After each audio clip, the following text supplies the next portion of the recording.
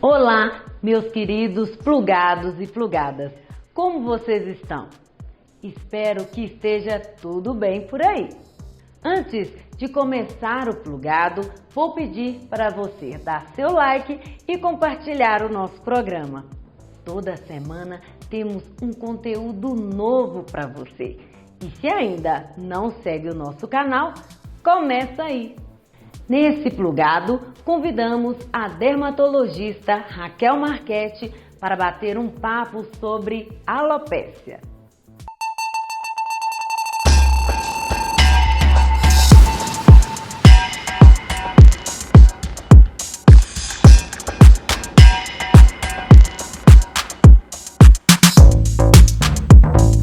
Você sabia que existem mais de 40 tipos de alopécia? Desde a famosa calvície, a alopécia androgenética e até aquela que causou agitação nas redes sociais depois do Oscar, a alopécia areata. A nossa convidada explica quais são os principais tipos. A alopécia, por definição, é a perda de cabelo do corpo. Pode ser uma área que não tem cabelo, ausência de cabelo, ou diminuição da densidade, da quantidade de cabelo por área naquele momento. Cada alopécia tem uma causa diferente e pode ter origens hereditárias. Saiba um pouco mais sobre o assunto. Bom, nós temos mais de 40 tipos de alopécia descritos, sendo as mais comuns, por exemplo, a alopécia androgenética, que é mais conhecida como calvície, pode ser feminina ou masculina. E também está muito comum de falar hoje em dia sobre a alopécia areata, por conta do Oscar de 2022, né, que foi muito falado. A alopécia areata, ela é uma doença autoimune, né, e ela pode gerar pequenas áreas de falha de cabelo no couro cabeludo, ou até a alopécia universal, que seria a perda de cabelo no corpo inteiro. Mas nós também temos outros tipos de alopécia, então teríamos as alopécias de tração, que são normalmente ocasionadas pelo uso de mega hair, de penteados muito apertados, trancinha, rabo de cavalo muito apertado, por uns longos períodos. E por fim, também eu acho importante a gente lembrar as alopécias pós-quimioterapia, né, que são bem comuns a gente ver, e a alopécia frontal fibrosante, que é uma alopécia que foi recentemente descrita. A gente fala recente porque foi a partir de 1994 que a gente começou a falar sobre ela, uma condição mais nova e pouco falada, mas que hoje a gente vê uma prevalência grande, então eu também acho importante a gente lembrar dessa alopécia. Ela vai cursar com uma perda de cabelo bem na linha de implantação dos fios na região da testa.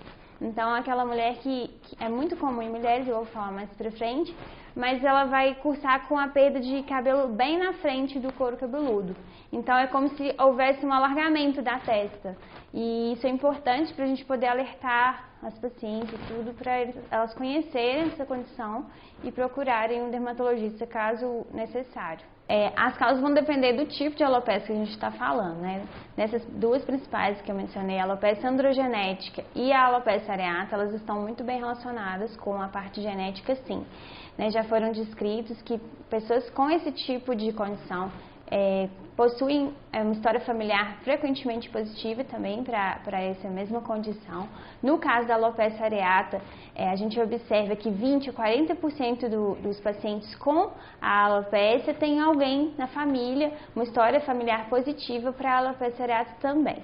No caso da alopécia de tração, eu cheguei a me adiantar que ela tem a ver com a atração constante e frequente através de trancinhas, de penteados muito apertados, de uso de mega hair cronicamente. E no caso da alopécia frontal fibrosante, ainda não temos esse mecanismo bem descrito, né? Ainda está em pesquisa, a gente ainda não concluiu.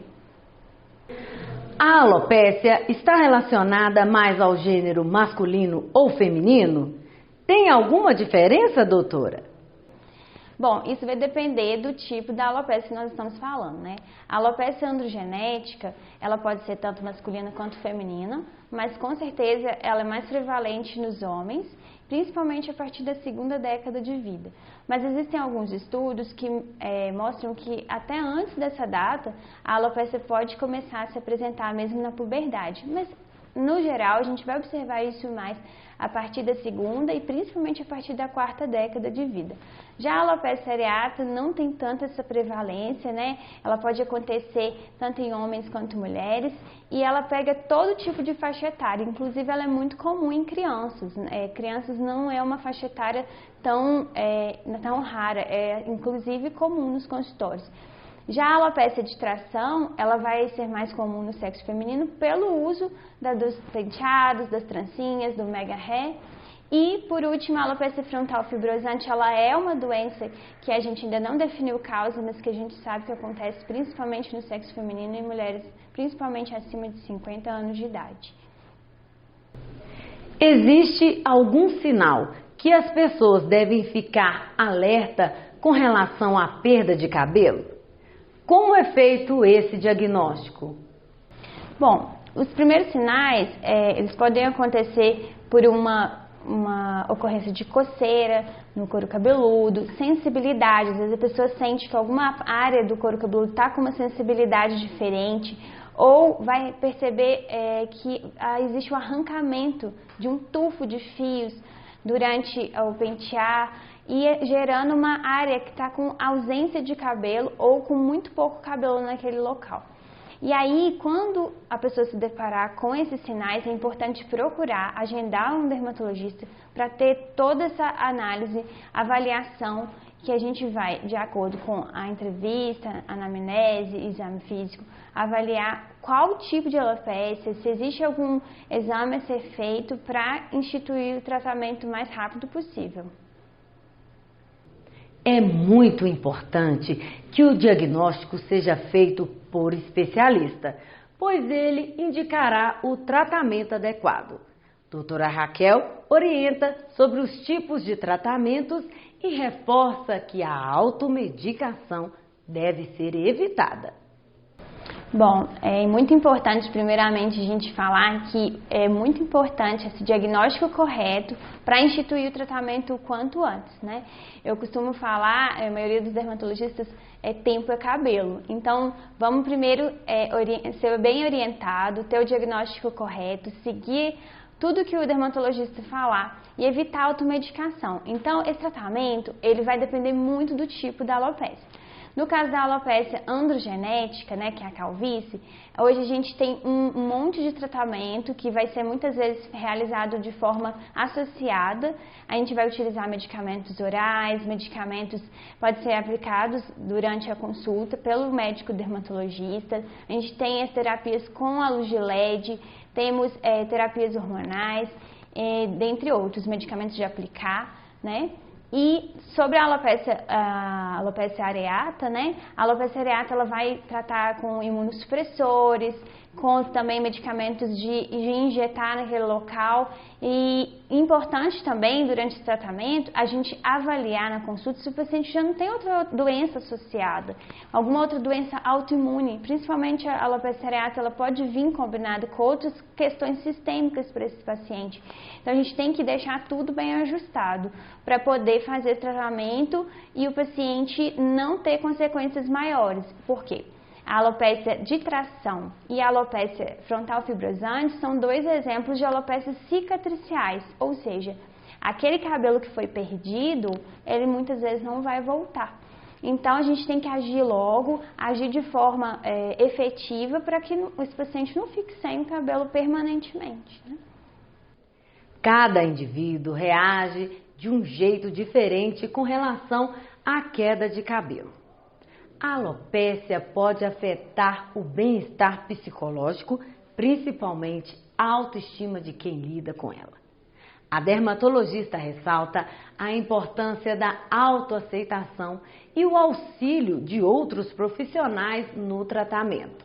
Bom, gente, a hora de procurar ajuda é na hora que for perceber os primeiros sintomas, né? Então, o paciente viu que está perdendo o cabelo, viu que está com áreas de falha no couro cabeludo, ou mesmo falha na sobrancelha, em outras áreas do corpo, é hora de marcar o dermatologista, a gente vai avaliar. E esse tratamento tem que ser instituído, como eu disse, o mais rápido quanto possível.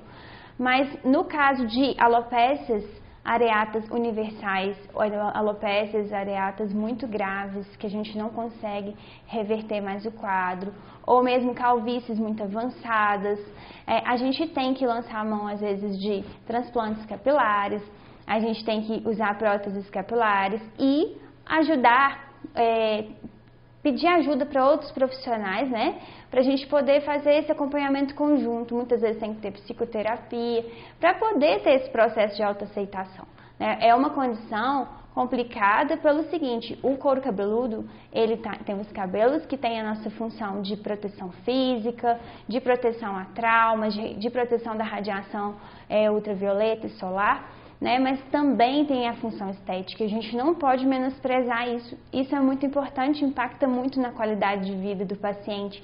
Então a gente tem que agir logo, né, para melhorar a qualidade de vida do paciente, para agir enquanto a gente consegue salvar ali os cabelos o máximo possível, estabilizar as doenças, melhorar e às vezes até conseguir a melhora completa, tá? Então o mais importante fica esse recado de: viu os primeiros sinais, corre, marca com o seu dermatologista, que ele é o profissional mais capacitado para te auxiliar. A Unimed Inconfidentes tem um programa de desconto exclusivo para os seus clientes. Descontos em medicamentos, produtos naturais e academias.